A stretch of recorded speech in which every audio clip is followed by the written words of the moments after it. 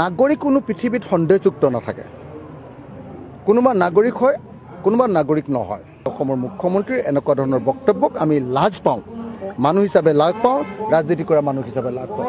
নাগৰিক কোনো পৃথিৱীত সন্দেহযুক্ত নাথাকে। কোনোবা নাগৰিক হয়, কোনোবা নাগৰিক নহয়। কথাটো বুজিছেনে? পৃথিৱীত কোনো সন্দেহযুক্ত নাগৰিক নাথাকে। হয় নাগৰিক হয়, ভাৰতীয় নাগৰিক এওঁ হয়, বৈধ অথবা অবৈধ এওঁ হয়। বোলে এওঁ হয় তেতিয়াহ'লে প্ৰমাণ আছে, আৰু যদি নহয় নহয়। এনেকৈ সন্দেহযুক্ত বুলি ৰাখি থোৱা মানে হ'ল ভোট বেংক তৈয়াৰ কৰা। কোনো সন্দেহযুক্ত নাই। এটা ক্ৰাইটেৰিয়া ঠিক কৰি লওক, বোলে হেৰি কি নাম কয়, বোলে এনআৰচিত নাম আছে যদি তেওঁ নাগৰিক, এনআৰচিত নাম নাই যদি তেওঁ নাগৰিক নহয়, তেওঁ বিদেশী খেদি দিব লাগে। গতিকে মই ভাবোঁ যে অসমৰ মুখ্যমন্ত্ৰীয়ে যিবিলাক বক্তব্য প্ৰকাশ কৰিছে সেইবিলাক আউট এণ্ড আউট কমিউনেল বক্তব্য। সেইবিলাক সম্পূৰ্ণৰূপে এটা ফেচিবাদী, অগণতান্ত্ৰিক ফেচিবাদী বক্তব্য। এজন মুখ্যমন্ত্ৰীৰ মুখত শোভা নোপোৱা তেওঁ বক্তব্য সদায় প্ৰকাশ কৰি থাকে। অসমৰ ৰাজনৈতিক মান তেওঁ তললৈ লৈ গৈ আছে, নিম্নগামী কৰিছে। অসমৰ ৰাজনীতিৰ সন্মান তেওঁ নাইকিয়া কৰিছে, আৰু অসমৰ মুখ্যমন্ত্ৰীৰ আসনখনক তেওঁ অপমান কৰি আছে, মৰ্যাদা হানি কৰি আছে।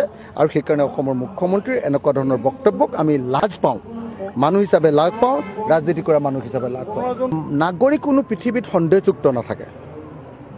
কোনোবা নাগৰিক হয়, কোনোবা নাগৰিক নহয়।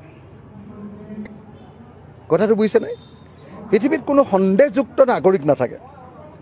হয় নাগৰিক হয়, ভাৰতীয় নাগৰিক এওঁ হয়, বৈধ অথবা অবৈধ এওঁ হয়।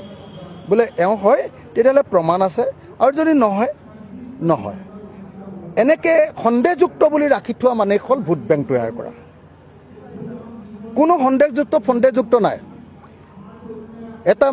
এটা ক্ৰাইটেৰিয়া ঠিক কৰি লওক, বোলে হেৰি কি নাম কয়, বোলে এনআৰচিত নাম আছে যদি তেওঁ নাগৰিক, এনআৰচিত নাম নাই যদি তেওঁ নাগৰিক নহয়, তেওঁ বিদেশী খেদি দিব লাগে। গতিকে মই ভাবোঁ যে অসমৰ মুখ্যমন্ত্ৰীয়ে যিবিলাক বক্তব্য প্ৰকাশ কৰিছে সেইবিলাক আউট এণ্ড আউট কমিউনেল বক্তব্য। সেইবিলাক সম্পূৰ্ণৰূপে এটা ফেচিবাদী, অগণতান্ত্ৰিক ফেচিবাদী বক্তব্য।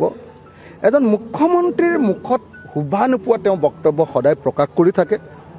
অসমৰ ৰাজনৈতিক মান তেওঁ তললৈ লৈ গৈ আছে, নিম্নগামী কৰিছে।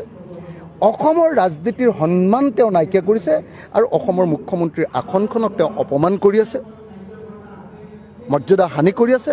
আৰু সেইকাৰণে অসমৰ মুখ্যমন্ত্ৰীৰ এনেকুৱা ধৰণৰ বক্তব্যক আমি লাজ পাওঁ, মানুহ হিচাপে লাজ পাওঁ, ৰাজনীতি কৰা মানুহ হিচাপে লাজ পাওঁ।